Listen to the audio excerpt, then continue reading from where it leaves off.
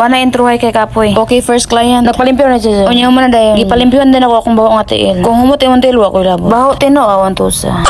Unya nabot na ako next client. Unya ako na ning lugito. Unya ka ng ingron ako ng tigumon. Mahal na kayong gramo sa ingron karon. 10,000 per gram. Maong kung manicurista ka. Panigom og ingron. Basin diha na ka madato. Sa mga nahubagan ako sa una. Dali diri kay atong usban. Nagpa-plain gel po din na siya. Guwapa kay color. Mauna sa niya ako next client. Wala na ako ka-video giunsan ni. Basta kay gidrawing na ako na. Guwapa kay no pero tama na. O mauna sa niya ako next client. Sipat ka na siya. Sabaan pag yun. Ay gani palangga ko niya. Kayog dili. Sugoon ako si Biboy. Nahubagan yan tiil.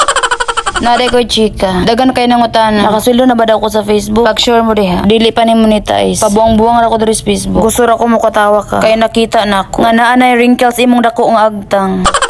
Pero ayaw ka bala ka. Siglo heaven ray musulbad ana. Natay botox diri. What is botox? Ambot lang kay manicurista man ko. Kung gusto mo masayod, anhe mo diri. Lain pud gamay mo na sa inyo. Kung gusto ta mo guwapa, dapat natay kwarta. Kung wala kay kwarta, aw prihata.